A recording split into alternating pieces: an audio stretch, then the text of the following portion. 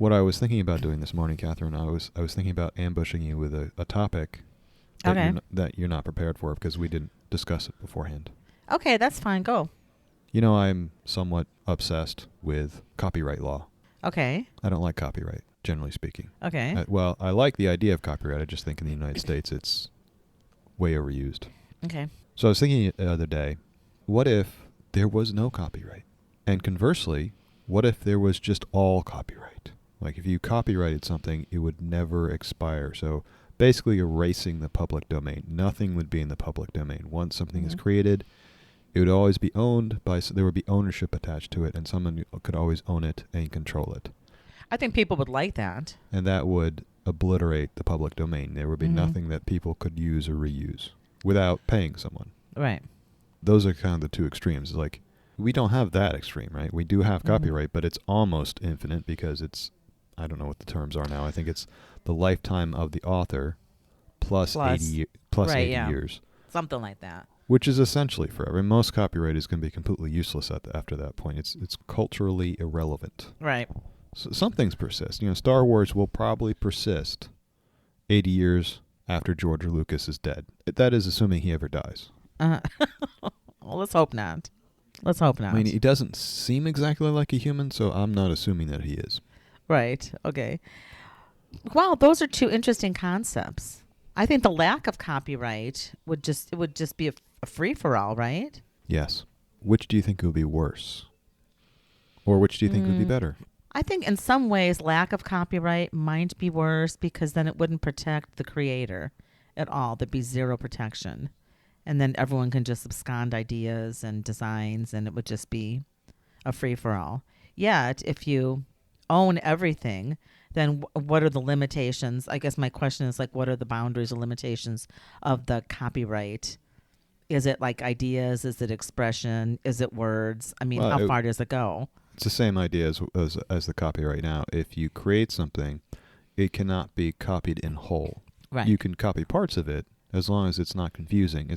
I mean that I'm bringing trademark a little bit, but it's you can't, as long as you're not confusing I still get someone. those confused a lot. Trademark and copyright. Trademark makes a lot more sense to me. Trademark does make a lot more sense. In theory, is designed to protect the consumer because it's designed to say, look, if you're making cameras, you can't, and you're not Sony, you can't make your brand look enough like Sony to confuse people. If people are confused that they're thinking they're buying a high quality Sony camera, but they're buying your junk, Catherine. Right. My junk. Yeah. What do you think? I mean, I think nothing would be worse than everything, but everything might lock it down too much. Patent law is kind of like that now. People go crazy trying to patent every possible thing. Right. So that if anything actually is ever created, they can come back and say, "Oh, I have a patent I own for the that." patent, right? And exactly. I was thinking that you you read my mind. I think that would be worse. I don't didn't know. read Maybe your they're mind. both bad. I had that idea myself before I even told you. Okay. So I don't know what was. I would never try to read your mind. Right. I'm right there with you. I would never do that kind of dumpster diving. That's just not the kind of dumpster diving I'm interested in. Okay. Okay. So yeah, I think people would go crazy and try to copyright every conceivable thing, and I think the creative world would be an unending stream of litigation. Like everybody suing everyone all the time. Oh yeah. So saying, maybe more would be this worse. is too close to my copyright. You can't have Luke Skywalker or this, that, or the other thing. Because you look back at Luke Skywalker, and he was a conglomeration of a lot of different tropes that came before him in the 1940s and 50s movies. Those little movies that they had, I can't remember what they're called. Star Wars is a good example. Star Wars is just a reuse of everything that came before it. There's nothing really super new about Star Wars except in the way it's combined and the quality of the story and the quality of special effects. Right. And special effects like that are rooted in every time frame that they made a movie because things just changed. What? So much. I mean, like the initial special effects, everyone was like jazzed, like how the letters came at you or went away from you or whatever it was. And then now, that was there's so much CGI. No. And that crawl, the opening crawl, that was copied from another film. Okay, see? So that wasn't and so original. you'd never be able to use anything. So that might shut down creativity even more. And then I guess in terms of zero copyright, maybe that is like a far better concept, because then everyone's work would individually stand on its own. And even if you copied like my drawing of a cat, God forbid, it would be your execution. It would have to stand on its own more. Do you think? I mean, Yeah, I think there would be more creativity because people Mhm. would be spurred to have to do their own thing. I think the danger there is having no copyright is that you would be potentially at the mercy of large companies. Large companies gobbling up everything they see. Like if Well, they they see do something, now. they see something they're interested in, they can just go and take it. Mhm. And as an artist, they do have any chance of ever breaking into a system that might be controlled like that. Mhm. I don't think we want a world that has no copyright or has that all copyright. Mhm. I think those Right. are bad choices. So it just gives us an idea of maybe we move a little bit towards less copyright or a little Mhm. bit towards more copyright, depending upon which what copyright is really doing. Well, I wish that the copyright law, that it wasn't so lengthy. It would Yes. be nice to have a limit, like 50 years, 25 years, something that sunsets like a little more in the recent times, so things could still be relevant.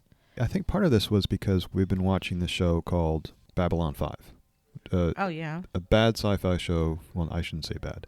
For sci-fi nerds, Uh-huh. it's considered one of the best sci-fi shows because Oh, it okay. was actually written as an arc, as a 5-season arc. Okay. Nothing else is quite like that. Deep Space Nine is a little bit like that, but they get off track pretty easily. All right. Not familiar with either, but okay. So no, Babylon 5 is a story of a space station, and it's got the best arc. It's got really good storytelling. It's got a couple of good characters and a couple of good actors, but there's a lot of bad acting and a lot of bad writing. So it can be a little bit hard to watch at times. Okay. So I always imagine that someone takes that and remakes it. Because it's like The Mm. Expanse. The Expanse is one of the best sci-fi things, and it's kind of like, and The Expanse has great arcs as well. But it's just a lot newer. If someone took Babylon 5 and remade it with the quality of The Expanse, you'd have another blockbuster or another fantastic sci-fi series. You could fix all the problems with it. And they can't do it because of copyright, is what you're right. saying. Right. And the copyright holder is kind of strangled, like so many properties. They kind of have a stranglehold on it and won't let anyone do anything with it. Mm. So great ideas just go off and die because the big corporations hold the copyright to it. Interesting. Yeah, maybe. Anyway, did you want to talk about something today? I don't know. I'll give you a quick update on my dog. I took him to the vet yesterday because remember he wasn't eating and he's No, I had all don't these remember. like food I don't- issues. You don't want to remember, No, but right. I don't know. And you got to know, you remember he's a Chihuahua, and so I took him and they weighed him, and I had them weigh him like 4 times. I'm like, please, no, there's no way. I know he was filling out, but there's no way he weighs 10.3 pounds. The breed standard for males, I think, is 6. So we've got a little issue here. Does he look big? He doesn't look big. He looks like you know what he looks like? He looks like a mini Aussie with a Chihuahua mix. Except he's purebred. I mean, I've got his whole lineage. And I think he just like may have thrown a gene or something. He's a bigger boy, and I'm so happy with him. So I don't want to starve him. My vet's like, just don't starve him to get him to breed standard. He goes, he's a bigger dog, but he's good. Anyway, that was it. Great. Update. So, was there anything you Okay. wanted to talk about today? Oh well, I just Other than your dog?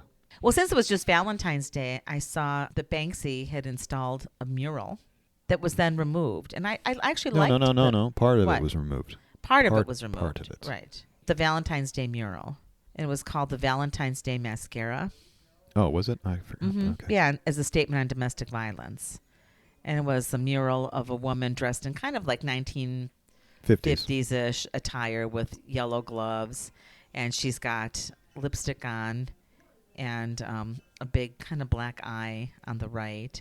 And then there's an actual freezer and some chairs and stuff, like it's kind of against a wall, and then just little legs of a man sticking out of the freezer as if she.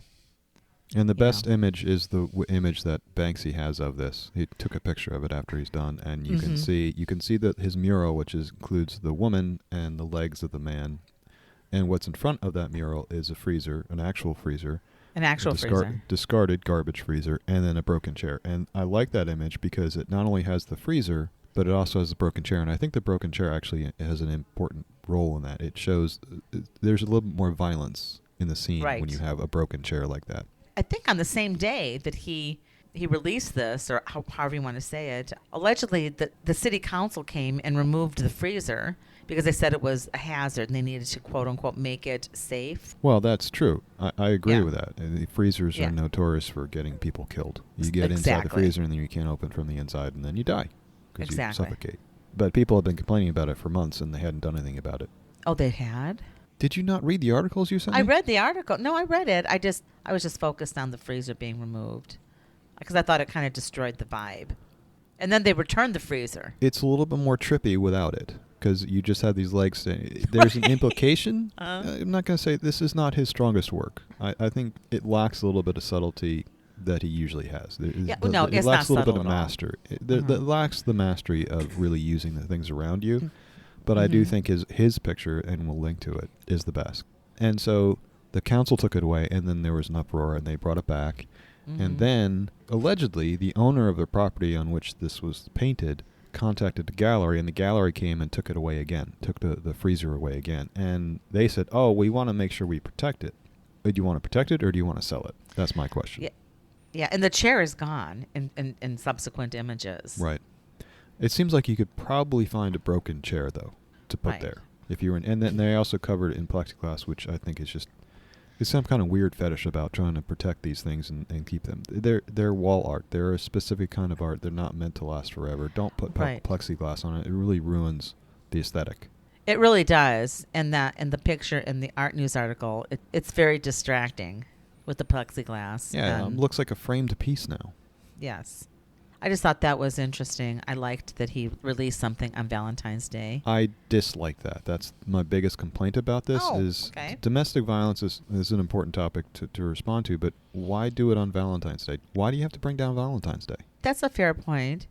I think it's because everyone's like kind of romanticizing everything. And sometimes, Yeah, okay, so just let them have a day. let them have a day. I am not an advocate for Valentine's Day by any stretch of the imagination. I'm not. Absolutely not. And I married the perfect woman because I had to remind her on the 14th that it was Valentine's Day. Like halfway Oh. through the day, I said, oh, by the way, did you know it's Valentine's Day? She's like, what? No. Oh, it is? Oh, okay. Happy. Yeah, a friend visited me on Valentine's Day, popped in. It was fun. But anyway, no, I don't mind. I don't care that he brings it down because I don't care about Valentine's Day. But I thought it was, maybe it got more attention because of that. You didn't take Chance out for a romantic evening dinner? No. Well, No. no wonder he's so depressed. He's not depressed. Maybe he is Soothe- depressed. Right. Maybe I should get him a friend. Yes, you should get him a cat. No, I'm allergic to cats. No, and cats are his nemesis. I love there's a TikToker who has a really big dumb dog and a really aggressive small cat, and they fight all the time, and the cat usually kicks the dog's ass. Oh, But no. it's play fighting. The cat still wins, though.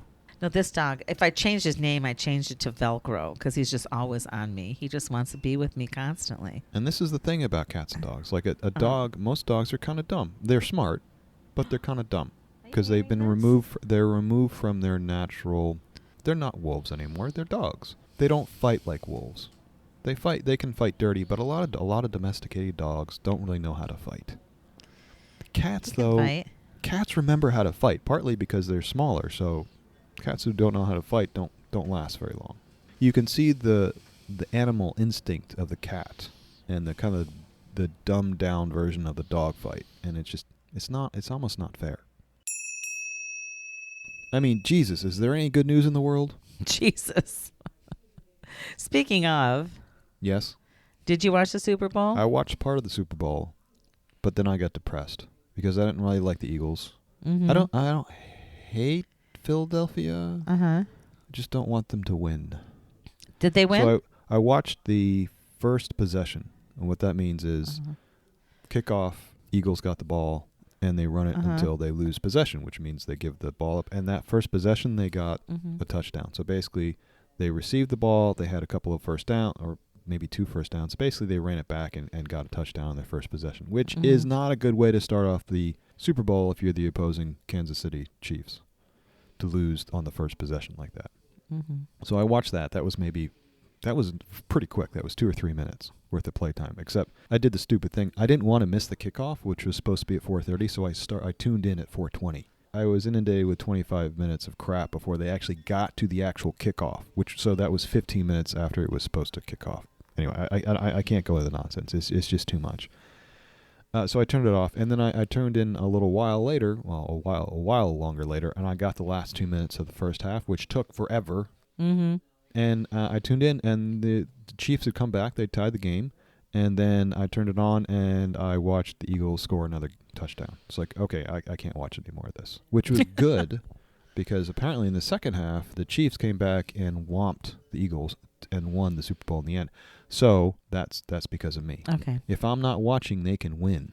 Oh, the Chiefs won? Every time I turn on the TV, they got their asses kicked. Oh, okay. So by me turning off the TV, they won. So Got they it. should pay me 1% of the proceeds that they got from the Super Bowl. That's never going to happen. You know, if they want to win again, 1%, is that too much to ask? I thought Philadelphia won. That's how much I was paying attention. Right. What I did miss was the Jesus commercial. I missed all of it, right. Which apparently got a lot of people really twisted up. And have you seen the commercial? I saw one. Was it the one with the kids or something? No, it was people yelling at each other. Oh, that one. Okay. Yeah, so I you saw that two one. of them. Yes. What did you think of that ad? Because everything's so partisan, I couldn't tell like which side, I guess. What point are you trying to make? You know, I thought the point was very clear. What did the ad make you think? What was your reaction to the ad? it just kind of irritated me. Okay. Why is that? I don't want any messaging about anything other than like beer or, you know, cosmetic, whatever, you know. I didn't even watch the Super Bowl. So I didn't even watch the Super Bowl. But, you know, I missed the old Clydesdale ad. You know, I didn't even know if they had those. I really didn't watch it. I was doing other stuff around here. Was that for smoking or for beer? I don't know. Either wasn't way. watching it. You know, it's like, but I saw this after the fact. Right. And I thought, oh, why would they put that on the Super Bowl? Just as an ad, I'm interested in your reaction to it. Oh, I'll have to look at it again. I really didn't. Okay, go ahead. Take your time. Yeah, take a look at it. HTTPS. Love your enemies. Because I didn't see it. I'm assuming that the BBC is reporting as a screenshot of the one that actually was featured, but that may be a big assumption. And Orquez mentioned fascism, and this is the one kind of looks like fascism. Maybe I didn't watch the right one. That wasn't the one I saw. Okay. So right. I guess I was I get it, because there are a lot of them, and Yeah. it's not the first one that comes up. So what did you think of the ad? I thought it was actually pretty good. The imagery was violent. It wasn't violent. It was confrontational. Yeah, it was confrontational, aggressive. It made me uncomfortable. And that song, I've heard that song before. I can't remember who the artist is, but it's good. It doesn't matter. But then at the end, it's just kind of, why Jesus? Why not just a more inclusive message? This is a Christian organization. It so is a they're Christian organization. Yeah. They're selling Jesus. They're selling Jesus. So the ad is a bunch of black and white still images of people yelling at each other, confrontation. And then at the end, it says, Jesus loves the people you hate. Jesus loves the people you hate. Right. Okay. As a Christian message goes, that's pretty much as good as it can get, in my opinion. Okay. You know, the Christians get themselves tripped up with that Bible thing, which people use to their own ends. Like the Bible says nothing, right? It's all how it's interpreted. And people interpret it to fit their own goals and their own narratives. So whatever they're saying is whatever they want to say, and the Bible has no part of it. So overall, did you like the message? Did you like that they're selling Jesus? I think it was a great ad, and I think it's the best way to sell Jesus. I'm not a Jesus guy. I'm not a Jesus guy. I don't believe, but there are messages in the New Testament and some in the Old Testament that are worth spreading. There are some good ideas in everything, pretty much everything. Well, maybe not everything, but a lot of things. There are a lot of good messages you can actually pull out of the Bible if you so choose. And that was a really positive one. And the idea, obviously, is that try to be more compassionate to the people you think are your enemies, because we're all just human. We're all here trying to get along. And if we could be a little bit more understanding and forgiving, we could probably get along a little better. So I think it was a great ad, but people lost their minds apparently on both sides of the aisle. On both sides of the aisle, they did. What would Cortez say? Oh, she said that something tells me Jesus would not spend millions of dollars on Super Bowl ads to make fascism look benign. I think that was an absolutely terrible way to read that ad. That was kind of reprehensible to put that spin on it. And then the right wing got upset too. Yeah, Charlie Kirk, the founder of the right wing campus group Turning Point USA, he said the advertisements pander to liberals. And in the past, I guess he called the campaign, in quotes, one of the worst services to Christianity in the modern era, and the people behind it are woke tricksters. Well, you know why I think they made them mad on the right? Why? Because this is effective messaging. This is a genuinely good ad, and the right wing is really bad at doing that. So they are just envious of someone who can actually do it right. I don't know. I don't think. I'm just being. That's just. I know. I think that's my hot take, Catherine. That's your hot take. Okay. Yes. Okay, I'll give it to you. I'm not as far to the left as AOC. I understand her point. Because I did a little bit of a dive looking at the Servant Foundation and the things that kind of back up this He Gets Us scenario. Right. Mm-hmm. And I looked on the He Gets Us website, and the first thing I saw on the website, did you go to the website? Only to see the videos. Okay. Well, the first thing, when you click on the website, the first message you get is He Gets Us has an agenda. Of course. And so at least they're being transparent about that. And then they have all of their stuff. You don't spend millions of dollars on an ad for no reason, just because you think it's artistic or something. You have a message, you have a point, you have something you're trying to do. I looked up the billionaire donor, that guy who owns, and his whole take was like, basically, none of this is mine. It's all Jesus. And if I have stuff, it's all from God, blah, blah, blah. You know what I'm saying? If I've got a lot of stuff, it's because God gave it to me. Yeah. So it's by the benevolence of God. I get your point now. Yeah, so Mussolini also said that, because he didn't think democracy was suitable for Italy, and he said the freedom isn't the right of the people, it's the kindness of the state. So any riches or whatever, it's like the kindness of your benefactor, God or Jesus. To take it further, depending on the sweet will of the state, it was whether to give rights to people or not. And so basically, I took the fascism route, I guess. It doesn't take me long. No. Okay, so if you have to dig down into it, but I was just looking at the message itself. And I think the message itself and the ad, I don't think you can tie that back to fascism. Now, the person who's behind it, maybe he's a fascist. He doesn't sound like a fascist. It sounds like he's just twisting Christianity. He's twisting the Bible to make it sound okay to be a billionaire. Exactly. Which gets back to my earlier point. People just twist it to make it sound like everything. The fact is, the Bible does say, it is easier for a camel to pass through the eye of a needle than for a rich man to get into heaven. I guess he didn't read that part, right? Because that's a very clear expression of what Jesus and the Lord think of rich people. Right. You can't really twist that. Right. People have tried to twist that around, but it's completely unsupported by the data. Mm-hmm. So I get your point, but I stand by my statement. I think this is a bad take by Orchid, and I on both sides. I think it's bad. I think they're just twisting it to make their own points. I think it was a great ad, and if there's any value in Christianity, this is the kind of stuff that we should be taking from it. Yeah, maybe you can turn it around. So, Catherine, do you think you're going to have a hard time getting through the eye of a needle? No. Not our bank accounts, at least, right? I think both of us can pass both of our bank accounts together through the eye of a needle. Yes, I think it's as big as the eye of a needle at this point. So fascism beneath, but not on the surface.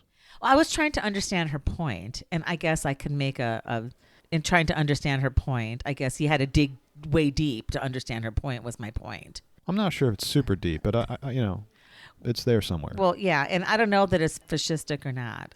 Well, Catherine. Yes? What is fascism to you? Or do you want me to go first? Go first. Fascism is based on authoritarianism. That's a root. Right. Fascism, and everyone has their own, seems like they have their own definition of fascism, but this is my version. So it's authoritarian root, but it's connected to business. Like business and the state are enmeshed in a very uncomfortable way. So business and the state enmeshed, authoritarianism, and very, very, very importantly, there's one person at the top, and he is the speaker of the party. He is the party himself. Everything is wound up around this cult of personality. I think that is a key component to it. Whatever is good for that person is good for the country, and vice versa. That's my definition. I think you nailed it. Great. I guess we can move on. So are you a fascist? No. I don't think so. I kind of want to be a fascist if I was in charge. Well, everyone who wants to be in charge. Because if I was in charge, my first two priorities would be building more nuclear power plants and solar and wind. Those would be my first two big priorities as a fascist leader, dictator. I don't have any desire to be a leader. How's that? Do you not lead your household? I'm tired. You're a I'm fascist tired. monster when it comes to your household. You don't let anything happen there that you don't approve of. Oh God, I have to run a tight ship, man. You're the CEO of a See, that's exactly of a what a fascist household. would say. Exactly. Right there. You are a fascist. See, it's the Okay, ones who claim not to be fascists who are the real Mhm. fascists. Yeah, the fascist podcast. Oh my God, this has really devolved. I run my household the way I want it, so I know I'm a fascist here. It's like I don't let anybody wash the dishes but me because my son does it, they're not clean. My wife does it and she breaks the dishes. So no, it's me. I wash the dishes. They just played you. Those bastards. They just played you. You thought you were in charge. Oh, I can't trust anyone. You thought you were in charge. So, Of course, I don't trust you either. I mean, A, you hate the Super Bowl, and B, you hate Jesus. So you're the least American person on this podcast. I don't hate Jesus. Okay. You I hate just his ads. I You just, just you hate know, his ads. I This is just literally well, and they Jesus weren't came down his and made ads. that ad. They weren't He his came down. ads. He came down and made that ad. That is his Well, ad. if you know, I mean, every religion, has its vibe, right? And I think the Christian vibe has gotten twisted. It depends on the person giving you the speech, Well, yeah, right? yeah, it does. But I kind of like room for everything. I'm not quite as nice as you, I guess. Why? What do you want? I don't have room for everybody. Why? I don't have time for people who twist the words to suit their own interests. While No, I trying mean to make room it for look. all religions, room for all belief systems. Well, that's just what room. that's what I'm saying, though. That people make their own belief systems Mhm. that I disagree with, and I think we don't need, and I think are bad. The anti-gay thing comes right out of the Bible, but it's such a small little thing, and it's so Right. you have to, if you actually look and read into and do the research, it's very narrow, it's very limited. It's like not even that important. It's barely important. Yet a lot of modern Christians, American Christians, seem to have that as a basal foundation for their religion. Like you can't be gay. Like that's like the worst thing you could do. That's what I'm saying. It's like a lot of the Christianity to me has gotten twisted, and they'll take things and use it for, these like the anti-gay agendas and racial agenda, whatever it is. But I'm talking about like more inclusion. It's like, I don't think this country is really a quote unquote Christian nation. And I might get some heat for that, but there's a lot of other faiths, a lot of other philosophies, that it's like, why do we have to like lockstep into one thing? And so when this organization that was doing this commercial, like one of, in that CNN clip, and they're like, yeah, we want to unify the American people around the love and forgiveness of Jesus. That sounds kind of good on one hand. And on the other hand, it's like, what are you saying, that now we all have to be Christians? Because that's kind of what I hear. And that's where I think Alexandra Ocasio-Cortez's statement doesn't rankle me to the degree that it did when I first read it. I was like, whoa, that's harsh. And then it's like, well, there's room for a lot of different takes on this. And what if we don't believe that? What if we don't want to unify behind that? If you focus on the love and forgiveness part or the Jesus part, that's depending. Mm-hmm. You can focus on one part of that message or the other. Mm-hmm. And there are two, strong messages there. Right. But the unify part. And it puts a spin on Christianity, and it's a spin that I think is more positive than harmful. Okay. It's not coming out and saying we should kill people because they're Muslims or Jews. It's saying we should rally around something that brings us together, not tears us apart. Right. Yeah. And it doesn't say anything negative yet. Yeah. That's my point. Slippery slope. But that's my point. Unify around this, and it sounds really good, but what is the real message? And I guess that's where I'm sorry. That is the message, though. That's the message they have right now. That's the message they're giving. Mm-hmm. If you want to, we'll see. You don't know what their next message is going to be. This is their message right now. Right. So take it at face value. Yeah. So I guess I hear what AOC is saying. It's a bad take. I think she's assigning it the worst intentions that you can, and I don't think that's fair to do. I don't think you should assign the worst intention immediately to a message that you see. Sometimes it's okay to be positive about things and not assume the worst of people. We'll see where this goes. Except Stay for people who tuned. don't watch the Super Bowl. Obviously, You and me. you don't want them around. Neither of us really did. I watched some of the Super Bowl just enough to know that I can't watch it if I want the Chiefs to win. I heard it. So I did my duty and turned it off.